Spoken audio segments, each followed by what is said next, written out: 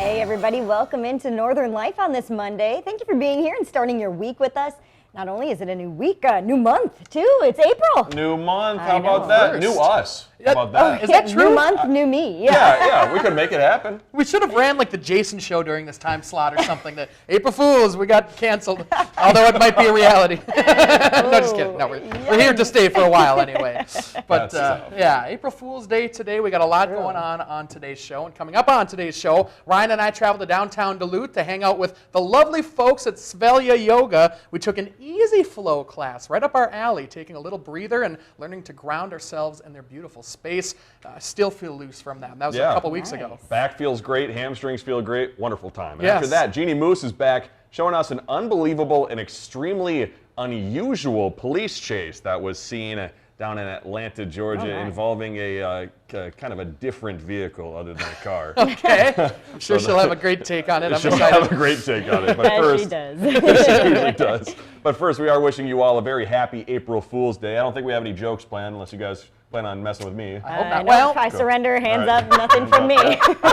Pinky promise, nothing from me either. All right, cool. But we are celebrating April Fool's Day today, so to be sure to be on the lookout for things that may be too good to be true. Yeah. But as for the history of this, according to the website Real Simple, historians have several theories of why there is April Fool's Day. One possible explanation is it comes from an ancient Roman festival which was celebrated near the start of April with all sorts of amusements. Others believe it can be traced back to 16th century France, teasing people over a calendar change. And then another is possibly in 1508 France, the term April fish was used because fish were so catchable and so gullible during the month of April. Okay, Those so gullible fish. that old canard of the gullible fish. The fish are like, hey man, that's not very nice. It's not nice. Stop fish bullying. No kidding. Yeah. Yeah, I didn't realize that was such an issue out there. But yeah, I have yet to be fooled by any April Fool's jokes, and I hope it stays that way. Have you ever delivered an unbelievable April Fool's joke that caught others off guard? I remember back in college on Facebook, I think I posted that I was going to take like a hike around the world, and some people believed it. Whoa! But I was like, haha, LOL, because it's a Hilarious joke. Yeah, it was so funny. Younger me was so much funnier than current me. Yeah. Oh my gosh, I played a trick on one of my friends, and it escalated really quickly. Oh no, what happened? I think I was in 6th grade, and I told my friend that I'm moving. I'm moving to somewhere far away. And at the end of the year, this is my last year, and it spread all around the school that I was leaving. And then it got back to my parents, and they weren't too happy with me with that joke. So I had to go tell everybody. April Fool's, though. It was, I know, they should understand. Would you have to go on the school PA system and have to call it out, say, me. This is Hunter McGulla, I'm not moving. I'm staying right here. But no, I'm I not didn't. going anywhere. Right? I guess the frontal lobes weren't fully developed yet when it came, because you should expect this on April 1st, but 6th graders, I guess. That's what a traumatic joke though in 6th grade, because that's like your prime friendship time. You Yes. have friends you're hanging out with all the time, and then for just one of them to up and move. Is that person still your friend? We talk once in a while. Not as close. Not as close to 6th grade. That could be the reason why. Probably still scarred. Yes, probably. Unfortunately, lost a lot of trust there. That's really too bad. You hate to see it. Hate to see that. One of our local companies is taking part in April Fool's Day fun, including Duluth Pack. Today through April 7th, there's a canvas tumbler that's up for auction on the company's eBay page. It's also on display at the Duluth Pack flagship store in Canal Park. For every dollar spent on the tumbler, a tree is planted in northern Minnesota in partnership with the Minnesota DNR. So they are doing a little good out of this funny April Fool's joke. I don't know, do we think it would actually hold a little bit of water, or would it just kind of seep through?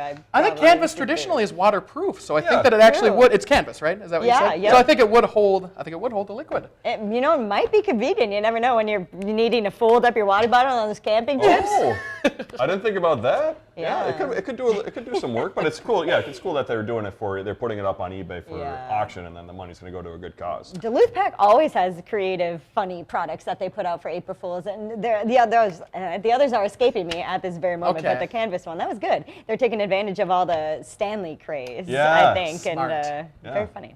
They know what they're doing. Very funny. Well, if you're looking to do some spring traveling here soon, travel experts are revealing the airplane seat you always should try to book. So according to those who spoke with the Huffington Post, for sleep, you're going to need a window seat. And then if you hate turbulence on your flights, you should consider sitting on the wings of the plane. Actually on the wings? Outside on the Outside? You should actually just go sit on the wings. The If you're Twilight being Zone? jolted around, yeah, make sure you sit outside, please. Not talking about the old TV show wings either. So Oh, you should hey. also always try to sit as close to the front as possible, and finally avoid sitting near those bathroom areas. And ultimately, it just sounds like you should be picking your seat based on the needs for your flight. Sure. What's the problem with sitting near the bathroom area? I would assume smell. I could be Oh, wrong. that could be. I've That's never true. had that problem though. I feel like I've sat by bathrooms a couple times. It's kind of nice because you don't have to walk far. Yeah. That's true. But Yeah. here's the thing, like when you're at a restaurant, and maybe it's a nicer restaurant, and they put your seat is in the back next to the bathrooms. Yeah. Never usually like a cool thing. It's like you're trying to have a nice date or something, and then Sure. you're near a bathroom, and you're like, door's constantly everybody's opening. kind of walking back and Yeah. forth, and you hear Fair. the faucet. That's when you have the thing of Febreze in your purse and you spray it every once in a while around. Every single person that walks Smart. by. Yeah. Ooh. I always try to sit in the aisle, even though I Yeah. feel bad because like I'm relatively short, so I don't need like the extra leg room. But I don't like to be trapped in by somebody else when you're in the aisle seat or maybe the middle seat. Yeah. So Yeah.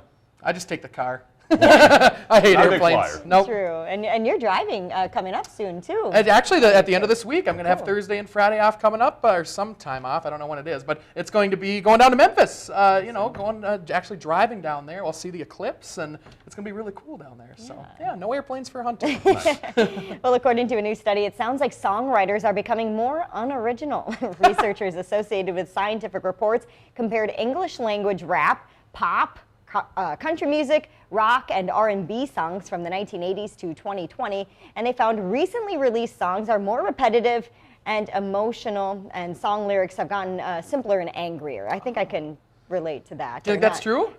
Yeah, I think so. I think so. I love country music, but a lot of the songs are the same. Okay. Oh yeah, that's true. But take a look at the song that's at the end of this newscast. We'll see what happens. Yeah. Not really a newscast. We'll be right back.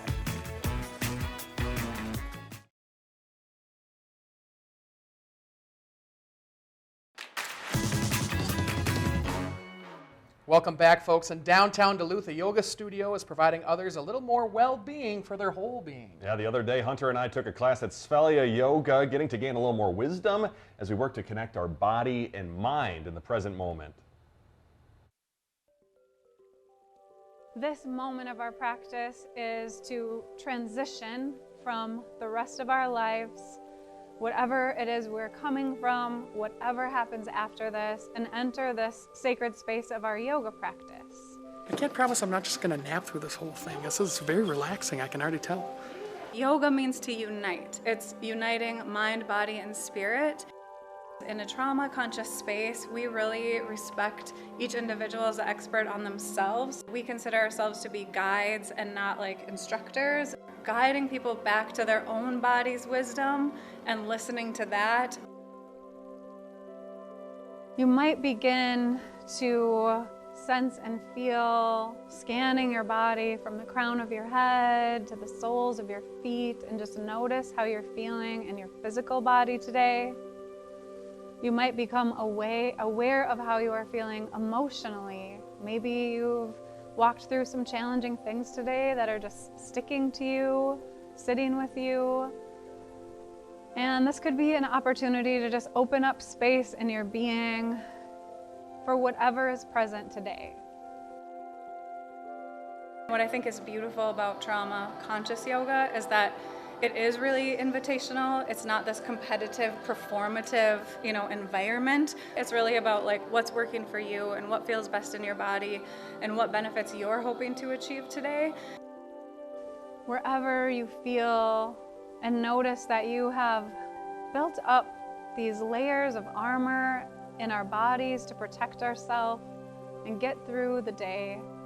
Perhaps right now, it is safe for you to begin to set some of that armor aside, giving your physical body and your whole being just space to restore, release, renew.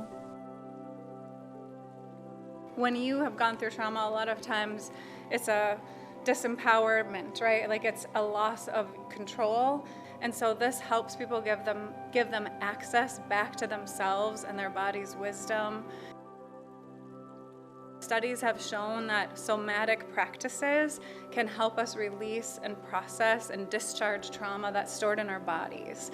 And so we just invite people. It's very invitational to explore and reconnect with themselves in that way that they can sometimes be able to like process and move things through that might be stuck there, or you might not even have awareness about it.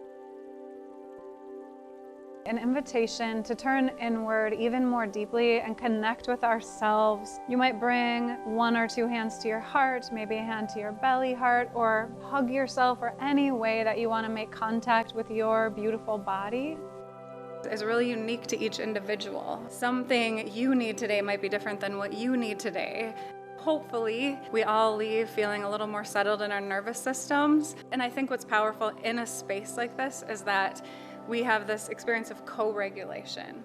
And so we regulate with others, and we can have our nervous system settled just by being around others whose nervous systems are settled as well.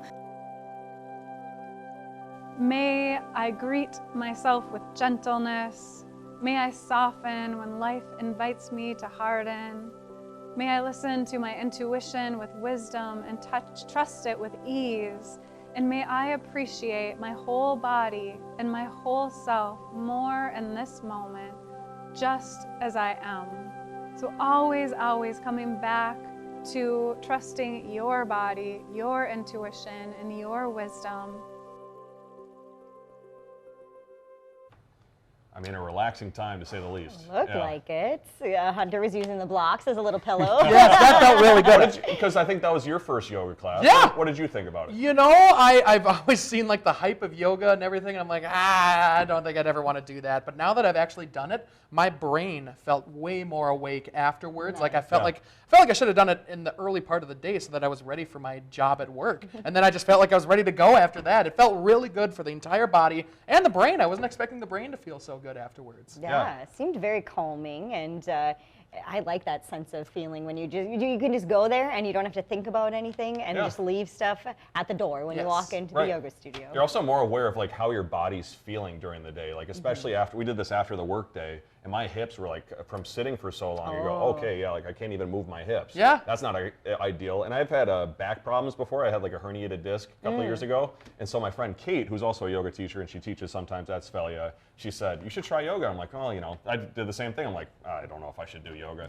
But it's super helpful on your back. You become a little more flexible and easier to move. I really enjoy the hot yoga in the winter when it's cold out, and then you can go there and you feel like you're on like a tropical vacation, and you also are quite relaxed too. So that's like in a sauna type environment, right? Basically, it's like very warm. They turn it up to like 90 degrees, I think, in some of them. Yeah, good time. Some of them get a little intense, but the other ones, it's totally cool, like that class, to just lay there and sleep. I almost fell asleep the entire time. So big thanks to them. We're going to have their information on our social media. Hey, after the break, we got to check out quite the low-speed police chase.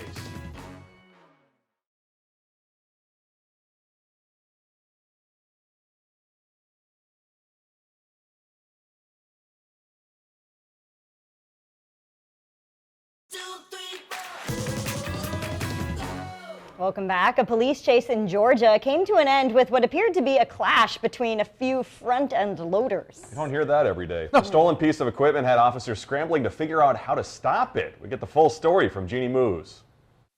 Stop. How do you stop? Stop. Hey! A front-end loader leading Gwinnett County, Georgia police on a slow-speed chase. He's gonna go out the main road. Dick, watch your dick, be gravity.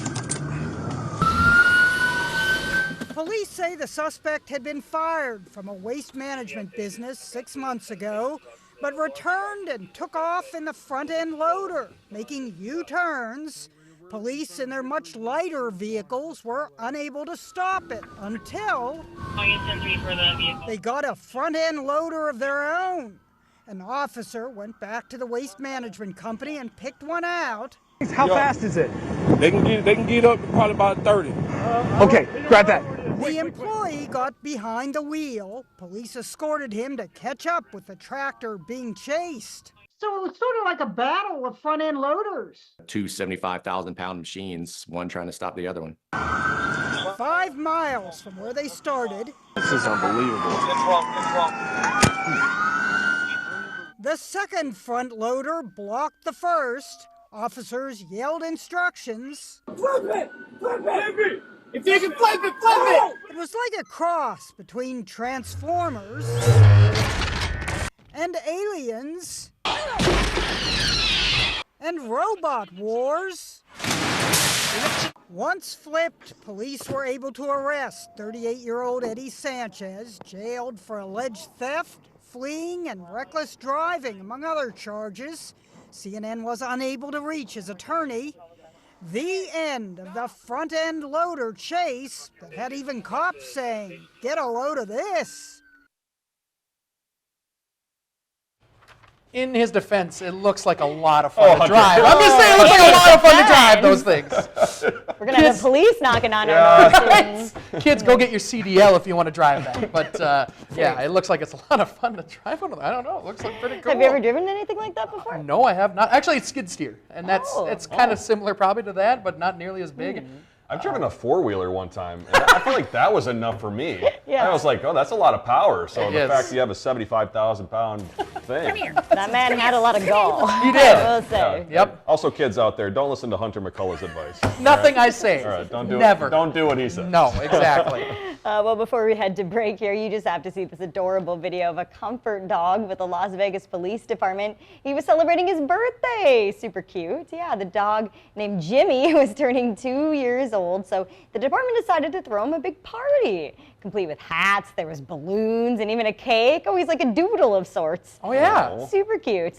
Jimmy has only been with the department for about a year, but has already made hundreds of visits to people all across the Las Vegas metro, helping people recover from traumatic events or maybe just bringing a smile to everybody he meets. What a sweet little dog. It kind of, honestly, looks like our newsroom right there, and Harry walking into the newsroom. It literally could have been the same thing. Yeah. He's our therapy dog. We just saw Harry. Harry was just here the other day. That's and true. I walked down, I have okay days. Yeah. But then you would walk into the newsroom, you see Harry, you're like, oh, come here, little doggy. Yeah. It makes a big difference, whether you're walking down the street, you see a therapy dog and give him a little pet, your day can totally change around pretty quick. Just dogs in general. Yep. Shout out to all the dogs out there watching Northern Lights. Harry's gonna be jealous of that cake. Oh, yeah, right? Where's my cake, Mom? After the break, we'll chat a bit about tomorrow's blindfold for Ryan.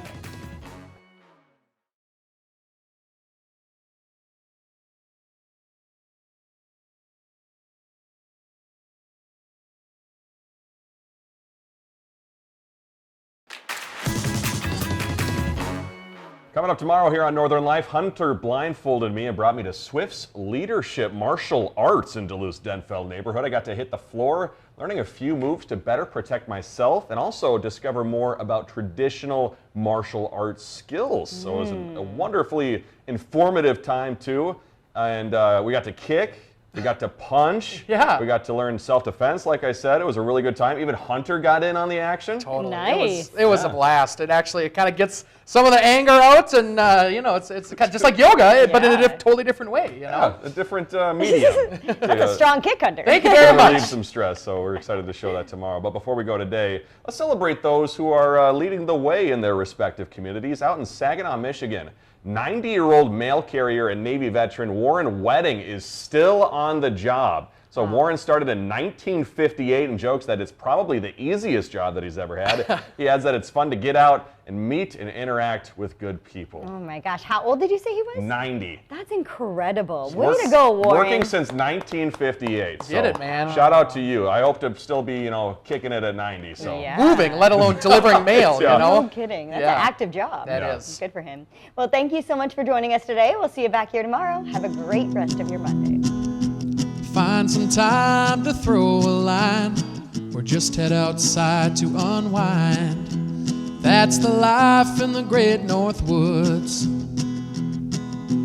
Hike or bike, whatever you like. Get out in the day, enjoy the night. Yeah, we got the life in the great North Woods. Yeah, this is Northern Life.